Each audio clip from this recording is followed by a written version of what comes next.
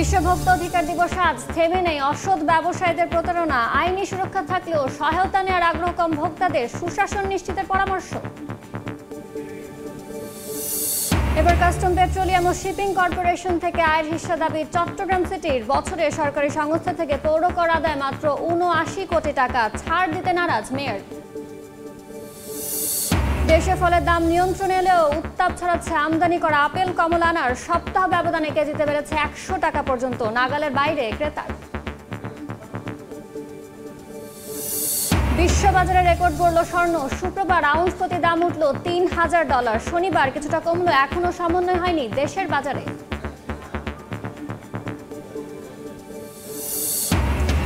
এবং গভর্নর থেকে প্রধানমন্ত্রী কানাডার শপথ নিয়ে যুক্তরাষ্ট্রের শুল্ক যুদ্ধ মোকাবেলার ঘোষণা। মার্ক কার্নির আন্তর্জাতিক বাণিজ্য সামলাতে বহুমুখী পরিকল্পনা।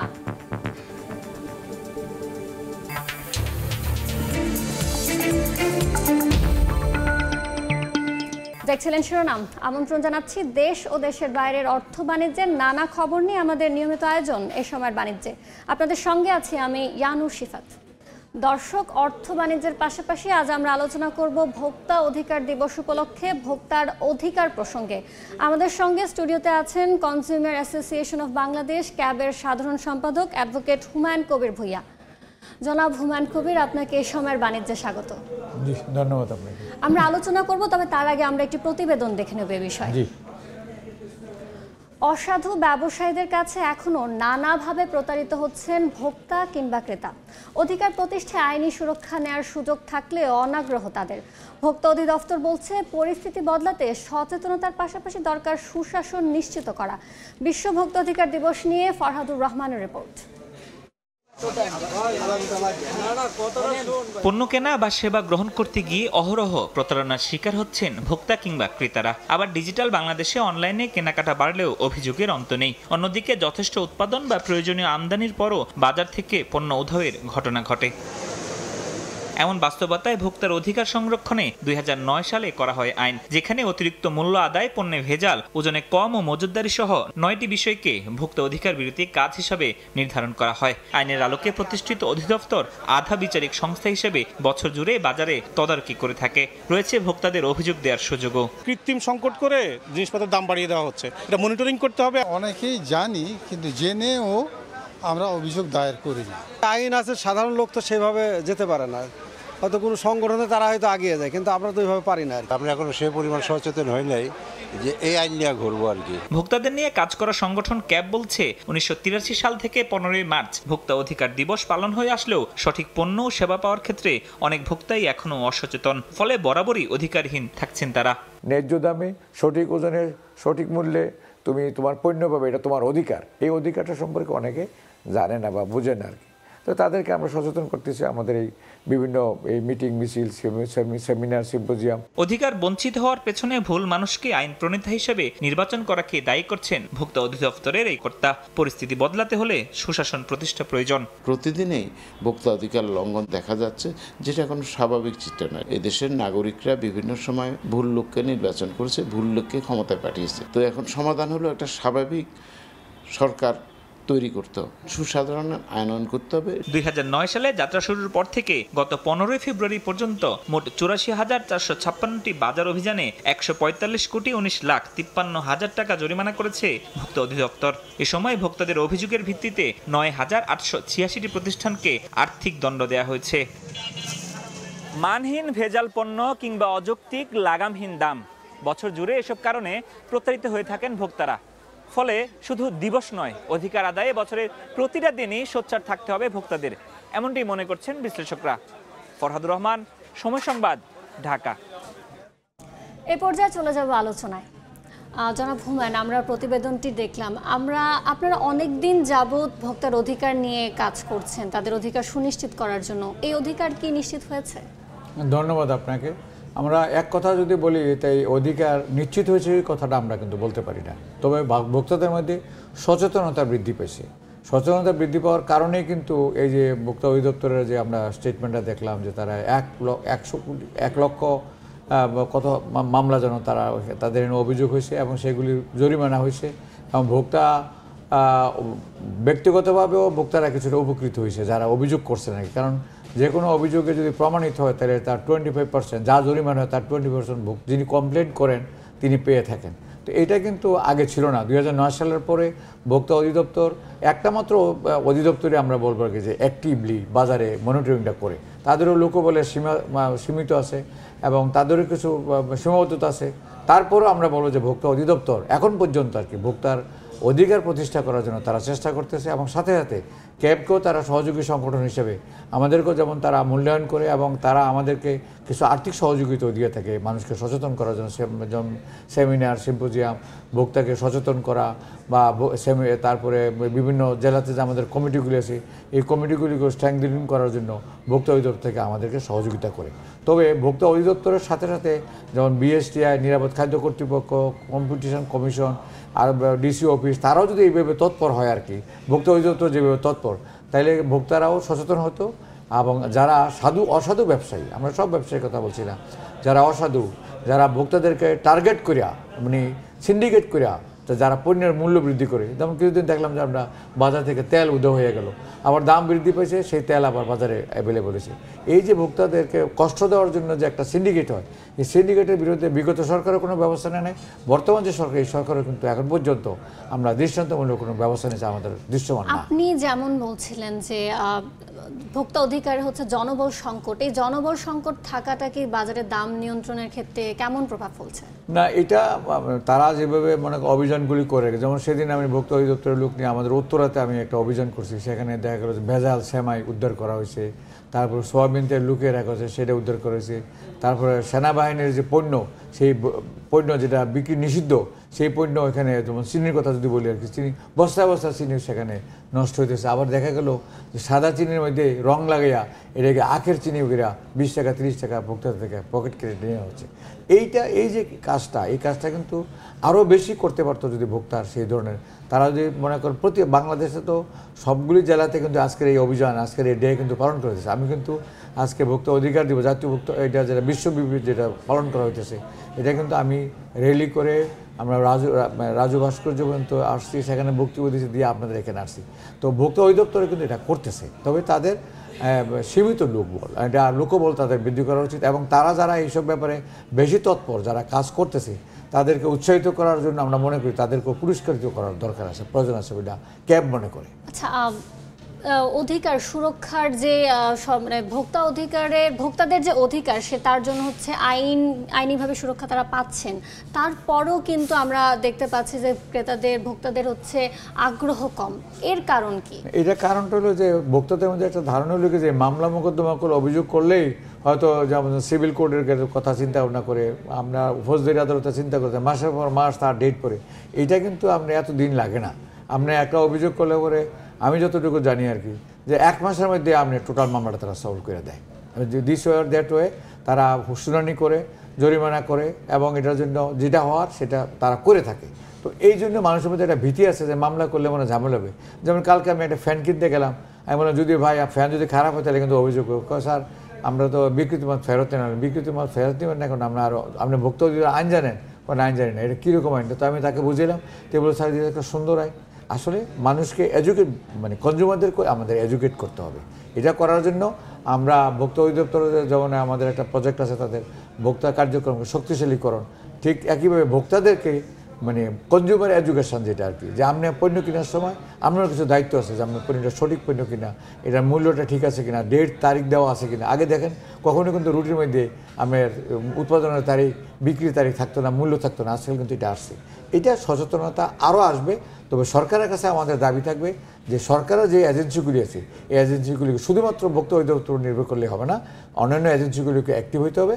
আর ভোক্তা অধিদপ্তরকে শক্তিশালী করার জন্য, তাদের কার্যক্রমকে আরও বেশি বেগবান করার জন্য তাদের লোকবল বৃদ্ধি করার প্রয়োজন আছে। এক্ষেত্রে এই যে সচেতনতা বৃদ্ধি করার জন্য ভোক্তা অধিকার সহ আর অন্যান্য যে প্রতিষ্ঠানগুলো রয়েছে তাদের আর কি কি পদক্ষেপ নেওয়া উচিত?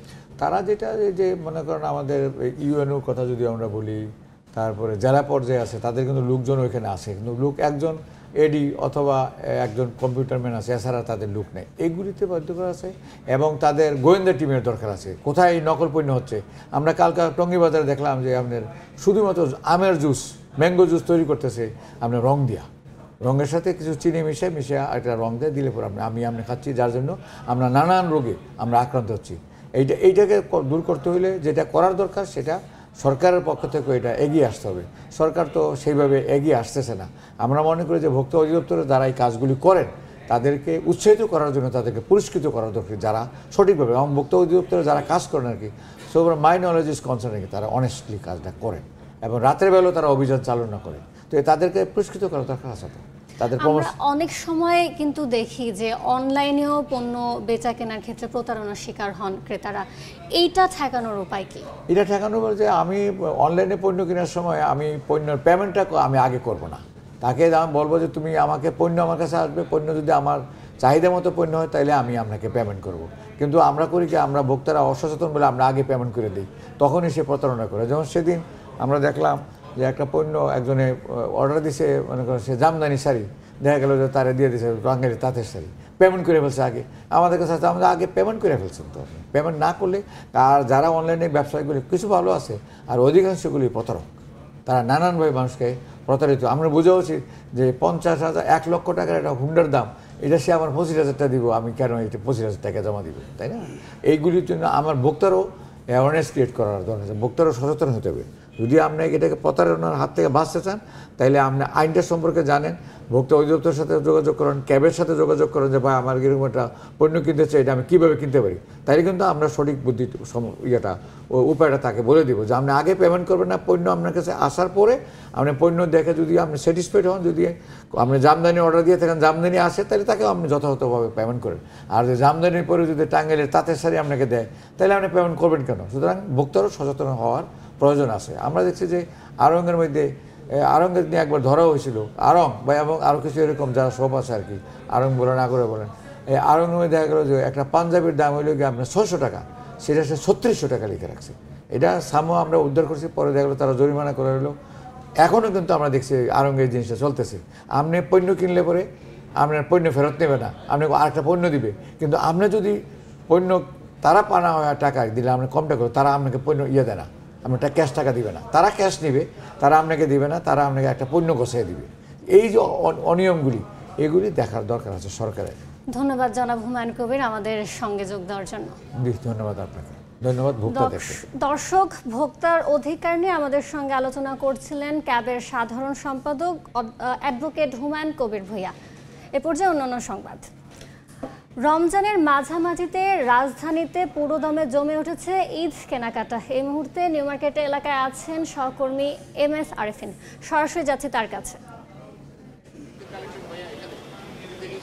রাজধানীবাসীর পোশাকের চাহিদার একটি বড় অংশের যোগান আসে কিন্তু নিউ মার্কেট এলাকার এই দোকানগুলো থেকে। এবারও ঈদকে কেন্দ্র করে এই এলাকার ব্যবসায়ীরা নানান রকম পণ্যের পসরা সাজিয়ে বসিয়েছেন এবং তারা বলছেন যে রমজানের মাঝামাঝি সময়ে এসে কিন্তু ক্রেতার সমাগম অনেকটাই বেড়েছে। তারা বলছেন যে এবার গত বছরগুলোর তুলনায় সকাল কিংবা দুপুরের মধ্যেই ক্রেতারা বেশি আসছেন, কেননা সন্ধ্যার পরে রাতের দিকে কিছুটা নিরাপত্তাহীনতায় ভুগছেন এবারের ক্রেতারা, যে কারণে তারা দিনের বেলাতেই কিন্তু কেনাকাটা করতে আসছেন, যে কারণে এবার ব্যবসায়ীরা বলছেন যে তাদের মধ্যরাত পর্যন্ত কেনাকাটার যে পরিবেশ বা মধ্যরাত পর্যন্ত তারা যে বেচা বিক্রি নিয়ে ব্যস্ত থাকেন সেটি কিন্তু এবার কিছুটা কম। আমাদেরকে ক্রেতারা যেটি জানিয়েছেন যে গত কয়েকবারের তুলনায় পণ্যের দামে কিছুটা বাড়তির প্রবণতা তারা দেখেছেন। তারা বলছেন যে এবার বেশিরভাগ পণ্যই আসলে গরমকে প্রাধান্য দিয়েই করা হয়েছে, যেহেতু সামনে গরম পড়ে যাওয়ার সম্ভাবনা রয়েছে, তাই বেশিরভাগ প্রতিষ্ঠানগুলো কিন্তু তাদের সরবরাহ রেখেছে সুতির কাপড় জাতীয় আরামদায়ক পোশাক, এবং ক্রেতারা আসছেন সকাল থেকেই এবং তারা তাদের পছন্দ মতো পোশাক বেছে নিচ্ছেন। যদিও আমরা সকাল থেকে যেটা দেখেছি যে নারী ক্রেতাদের সংখ্যাই আসলে মার্কেটগুলোতে এখন পর্যন্ত বেশি, যদিও বিকেল কিংবা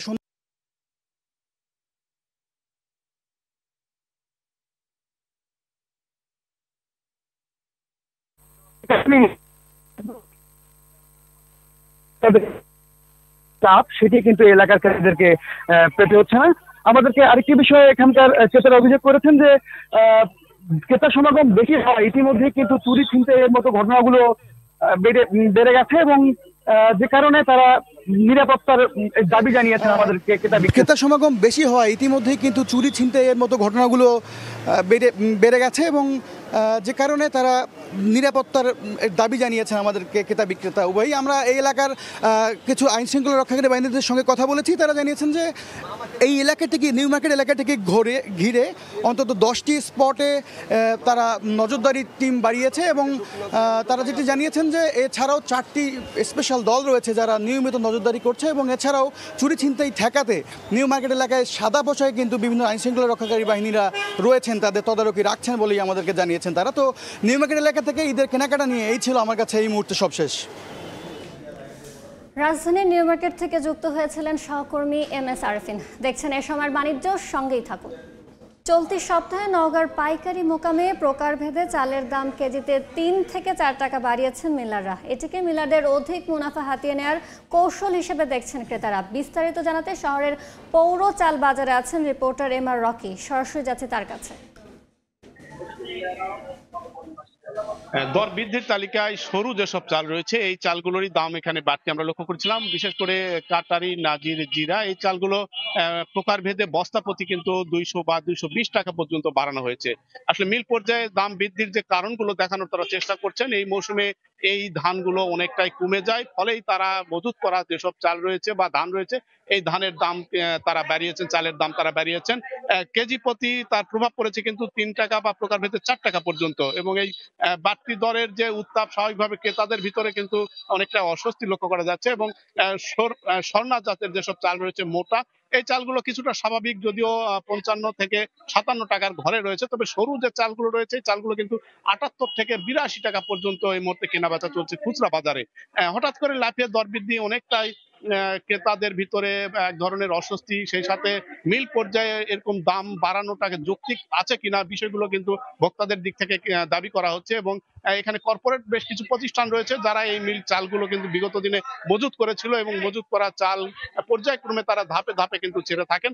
তবে মোটা চালের বাজার ব্যবস্থা কিছুটা সহনীয় থাকার কথা বলছেন এখানকার খুচরা ব্যবসায়ীরা। এবং চলতি মাসে কিন্তু বিদেশ থেকে প্রায় 38,880 মেট্রিক টন চাল আমদানি করা হয়েছে।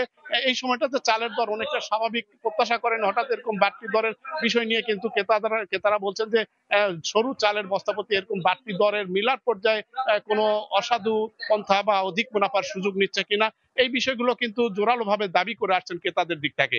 এই ছিল নওগাঁর সার্বিক চালের বাজারের ঊর্ধ্বগামী দামের খবর আমার কাছে। রমজানের শুরু থেকে সাধারণ মানুষের ধরাছোঁয়ার বাইরে আপেল, কমলা, আনার সহ বিভিন্ন ধরনের ফল 2 সপ্তাহ পার হলেও কমেনি দাম, বরং গত সপ্তাহের তুলনায় 30 থেকে 100 টাকা পর্যন্ত বেড়েছে এসব ফলের দাম। তবে স্বস্তি ছড়াচ্ছে তরমুজ, আনারস, পেয়ারার মতো দেশি ফল। রমজানের শুরু থেকেই চড়া ফলের বাজার।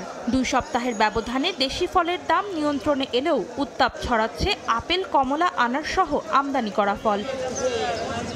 রমজানের সবচেয়ে বেশি চাহিদা থাকে রসালো ফল তরমুজের। গত সপ্তাহে কেজি প্রতি 60 টাকায় বিক্রি হলেও বর্তমানে দাম নেমেছে 45 টাকায়। প্রতি কেজি পেয়ারা বিক্রি হচ্ছে 90 এবং 50 টাকায় পাওয়া যাচ্ছে একটি আনারস। কমতির তালিকায় আরও আছে মালটা। গেল সপ্তাহে 300 টাকায় বিক্রি হওয়া মালটা কেজিতে 40 টাকা কমে বর্তমানে বিক্রি হচ্ছে 260 টাকায়। দাম ঊর্ধ্বমুখী ফলের মধ্যে আছে আপেল, আঙুর ও আনার। এর মধ্যে আপেল গত সপ্তাহে 320 টাকায় বিক্রি হলেও বর্তমান দাম 350 টাকা। একই সময়ে কেজিতে 100 টাকা বেড়েছে কালো আঙুরের দাম, বিক্রি হচ্ছে 550 টাকায়। সাদা আঙুরের দাম 30 টাকা কমে বিক্রি হচ্ছে 320 টাকায়। আর 450 টাকার আনার সপ্তাহ ব্যবধানে বিক্রি হচ্ছে 550 টাকায়। অন্তরা সেন, সময় সংবাদ, ঢাকা।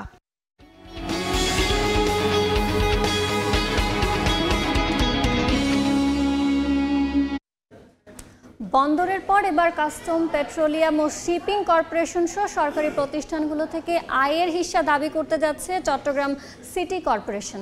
1% হারে হিস্যা দাবি থাকলেও প্রথম পর্যায়ে প্রতিষ্ঠানগুলোর সঙ্গে আলোচনা করে ন্যায্য পাওনা বুঝে নিতে চান সিটি মেয়র। বছরে চট্টগ্রামকে কেন্দ্র করে সরকারি সংস্থাগুলো লাখো কোটি টাকা রাজস্ব আদায় করলেও সিটি কর্পোরেশন হোল্ডিং ট্যাক্স বাবদ পেয়েছে মাত্র 79 কোটি টাকা। সাক্ষাৎ টিপুর ক্যামেরায় বিস্তারিত জানাচ্ছেন কমল দে। দেশের আমদানি রপ্তানি বাণিজ্যের 93% হিসেবে চট্টগ্রাম বন্দর দিয়ে বছরে 1 লাখ কোটি টাকার বেশি লেনদেন হয়। শুধু বন্দর কিংবা কাস্টম হাউস নয়, Bangladesh petroleum corporation, Bangladesh shipping কর্পোরেশনের মতো সরকারি অনেক সংস্থা চট্টগ্রাম কেন্দ্রিক কার্যক্রম চালিয়ে শত কোটি টাকা আয় করছে। তার বিপরীতে চট্টগ্রাম সিটি কর্পোরেশনের 2024-25 অর্থ বছরের বাজেট ছিল মাত্র 1981 কোটি টাকার। সিটি কর্পোরেশন পর্যাপ্ত ফান্ড নেই। এই ফান্ড যদি পায়, যদি সবার সহযোগিতা পায়, তাহলে ড্রেনেজ থেকে নর্দমা থেকে পরিষ্কার পরিচ্ছন্নতা করা থেকে শুরু করে রাস্তা সংস্কার সবই কিছুই সম্ভব। পর্যাপ্ত বরাদ্দর অভাবে উন্নয়ন কাজ করতে গিয়ে প্রায় হিমশিম খেতে হয় সিটি কর্পোরেশনকে। তবে নতুন মেয়র হিসেবে দায়িত্ব নেওয়ার পর ন্যায্য হিস্সা আদায়ের ক্ষেত্রে আর কোনো ছাড় দিতে রাজি নয় ডাক্তার শাহাদাত হোসেন। বিশেষ করে বন্দর, কাস্টম এবং পেট্রোলিয়াম কর্পোরেশনের মতো সেবা গ্রহীতা সবগুলো সংস্থার সঙ্গে ন্যায্য হিস্সা নিয়ে আলোচনায় বসতে চান তিনি। কাস্টমস আছে, পেট্রোলিয়াম কর্পোরেশন আছে, অন্য যেসব সংস্থা আমরা এগুলি দেখছি যারা চট্টগ্রাম সিটি কর্পোরেশনের আন্ডারে আছে এবং যাদের কাছ থেকে আমরা কর পাচ্ছি না, অবশ্যই তাদের কাছ থেকে আমরা আমাদের ন্যায্য কর দাবি করব। আপাতত হোল্ডিং ট্যাক্স হিসেবে পৌর কর পরিশোধ করলেও ন্যায্য হিস্সা সংক্রান্ত চিঠি পেলে নিজস্ব আইন অনুযায়ী সিদ্ধান্ত কার্যকরের কথা বলছে সরকারি প্রতিষ্ঠানগুলো। সিটি কর্পোরেশনের যদি কোনো মাসুল থাকে অথবা কোনো হোল্ডিং ট্যাক্স জাতীয় কোনো বিষয় থাকে, সেটা নিশ্চয়ই এটা আইনগতভাবে যথাযথ প্রক্রিয়ায় এটা পরিশোধ করা হয়। এখন সিটি কর্পোরেশন যদি এর বাইরে অন্য কোনো হিস্সা চেয়ে থাকে, তাহলে সেটা চিঠি পাওয়ার পরে এটা আইনগত বিষয় পর্যালোচনা করে ব্যবস্থা নেওয়া হবে। চট্টগ্রাম সিটি কর্পোরেশনে বছরে হোল্ডিং ট্যাক্স আদায় হয় 200 কোটি টাকা। 1990 সালে সিটি কর্পোরেশন রূপ পেয়েছিল এই চট্টগ্রাম। দীর্ঘ সময় পেরিয়ে গেলেও নানা জটিলতায় কাঙ্ক্ষিত নাগরিক সেবা পায়নি এই নগরের বাসিন্দারা। কমল দে, সময় সংবাদ, চট্টগ্রাম।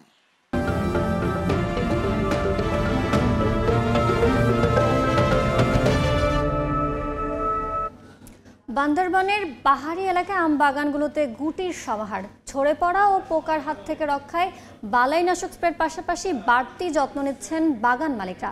আবহাওয়া অনুকূলে থাকলে এবছর উৎপাদন লক্ষ্যমাত্রা ছাড়িয়ে যাওয়ার আশা কৃষি বিভাগের।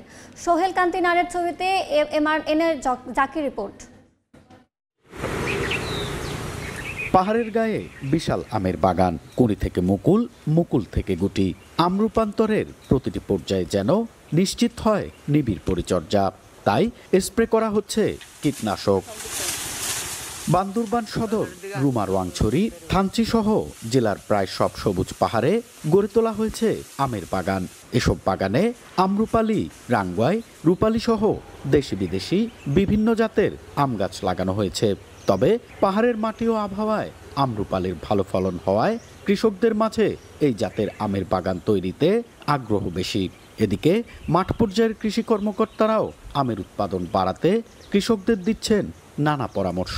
বালা মুগুল আছে, আম মোটামুটি গত বছর থেকে একটু কম হলেও মুগুল খারাপ আসে না। কৃষি অফিসার থেকে আমরা সহযোগিতা পাইছে। মুকুল লাগার জন্য আমরা গ্যাস মারতেছি, স্প্রে করতেছি। যদি বৃষ্টি হয় আমাদের ফলন একটু ভালো হবে। কাঙ্ক্ষিত যে ফলের যতটুকু উৎপাদন, যাতে তারা সে অনুযায়ী লক্ষ্যে যাতে পৌঁছাতে পারে, ওভাবে আমরা সবসময় সার্বক্ষণিক পরামর্শ প্রদান করে থাকি। আবহাওয়া অনুকূলে থাকলে এবছর আম উৎপাদনের লক্ষ্যমাত্রা ছাড়িয়ে যাবে বলে জানায় কৃষি অফিস। এপ্রিলের দিকে যদি একটু হালকা বৃষ্টি হয়, তাহলে আমের কিন্তু এবার আমরা ভালো ফলন হবে আশা করছি। গতবার ছিল 1,12,000 মেট্রিক টন, এবার আমরা আশা করছি 1,25,000 মেট্রিক টন আম বান্দরবনে উৎপাদিত হবে। জেলায় 10,400 হেক্টর জমিতে আমের বাগান রয়েছে। এবছর উৎপাদনের লক্ষ্যমাত্রা 1,24,800 মেট্রিক টন আম। MA জাকির, সময় সংবাদ, বান্দরবান। দেখছেন এই সময়ের বাণিজ্য।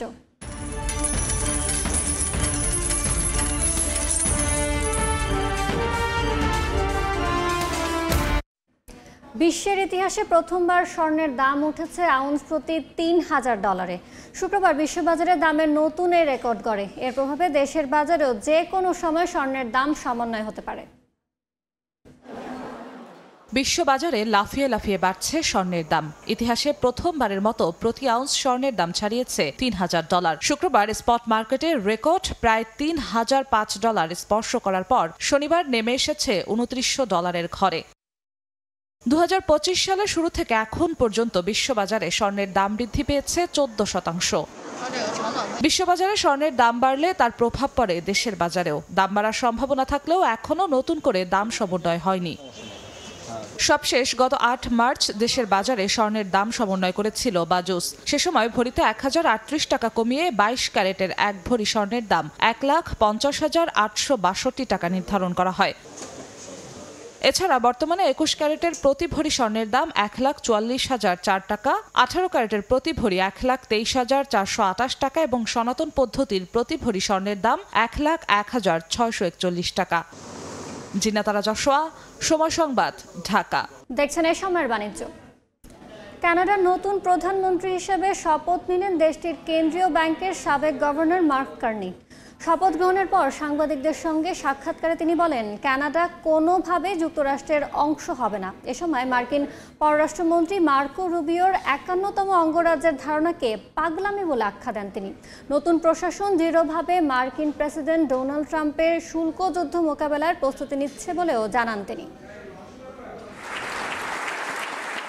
কানাডায় ট্রুডো যুগের অবসান ঘটিয়ে নতুন প্রধানমন্ত্রী হিসেবে মসনদে বসছেন মার্ক কার্নি। শুক্রবার গভর্নর জেনারেল মেরি সাইমনের উপস্থিতিতে আনুষ্ঠানিকভাবে শপথ নেন কার্নি। অনুষ্ঠানে অন্যান্য বিশিষ্ট ব্যক্তিদের পাশাপাশি উপস্থিত ছিলেন রাজা চার্লসের ব্যক্তিগত প্রতিনিধি সাইমন। শপথ গ্রহণের পর গভর্নর জেনারেলের সঙ্গে হাত মেলান কার্নি। পরে তারা ফটো সেশনে অংশ নেন। এরপর প্রধানমন্ত্রীর দায়িত্ব নেয়ার আনুষ্ঠানিকতা সম্পন্ন করতে গুরুত্বপূর্ণ নথিতে স্বাক্ষর করেন তিনি। কার্নির নতুন মন্ত্রিসভায় আন্তর্জাতিক বাণিজ্য ও আন্তঃসরকার সম্পর্ক বিষয়ক মন্ত্রী হিসেবে নিয়োগ পেয়েছেন ডোমিনিক লেব্লাং। অর্থমন্ত্রী হিসেবে নিযুক্ত হয়েছেন ফ্রাঁসোয়া ফিলিপ শ্যাম্পেইন। এছাড়া সাবেক অর্থমন্ত্রী ক্রিস্টিয়া ফ্রিল্যান্ড এখন পরিবহন ও অভ্যন্তরীণ বাণিজ্য মন্ত্রণালয়ের দায়িত্ব গ্রহণ করেছেন। শপথ অনুষ্ঠানের পর সাংবাদিকদের সঙ্গে সাক্ষাৎকারে অভ্যন্তরীণ এবং কূটনৈতিক বিভিন্ন বিষয়ে প্রশ্নের জবাব দেন কার্নি। তিনি বলেন, যুক্তরাষ্ট্রের সঙ্গে বাণিজ্য যুদ্ধের মোকাবিলা করতে প্রস্তুতি নিচ্ছে তার প্রশাসন। কানাডা যুক্তরাষ্ট্র সম্পর্ক নিয়ে প্রশ্ন করা হলে নতুন প্রধানমন্ত্রী বলেন, কানাডা কোনোভাবেই যুক্তরাষ্ট্রের অংশ হবে না। মার্কো রুবিওর 51তম অঙ্গরাজ্য বিষয়ক মন্তব্যকে পাগলামি বলেও আখ্যা দেন কার্নি। তবে বিভিন্ন কূটনৈতিক বিষয়ে সমঝোতায় আসতে মার্কিন প্রেসিডেন্ট ডোনাল্ড ট্রাম্পের সঙ্গে আলোচনায় বসার ইচ্ছা প্রকাশ করেছেন নতুন প্রধানমন্ত্রী। নাদিম মারজান, সময় সংবাদ। এই সময়ের বাণিজ্যের শীর্ষ সংবাদগুলো জানিয়ে দিচ্ছে আরেকবার। বিশ্ব ভোক্তা অধিকার দিবস আজ। থেমে নেই অসৎ ব্যবসায়ীদের প্রতারণা। আইনি সুরক্ষা থাকলেও সহায়তা নেওয়ার আগ্রহ কম। ভোক্তাদের সুশাসন নিশ্চিতের পরামর্শ। এবার কাস্টম, পেট্রোলিয়াম ও শিপিং কর্পোরেশন থেকে আয়ের হিস্সা দাবি চট্টগ্রাম সিটির। বছরে সরকারি সংস্থা থেকে পৌর কর আদায় মাত্র 79 কোটি টাকা। ছাড় দিতে নারাজ মেয়র। এবং দেশীয় ফলের দাম নিয়ন্ত্রণে এলেও উত্তাপ ছড়াচ্ছে আমদানি করা আপেল, কমলা, আনার। সপ্তাহ ব্যবধানে কেজিতে বেড়েছে 100 টাকা পর্যন্ত। নাগালের বাইরে ক্রেতার।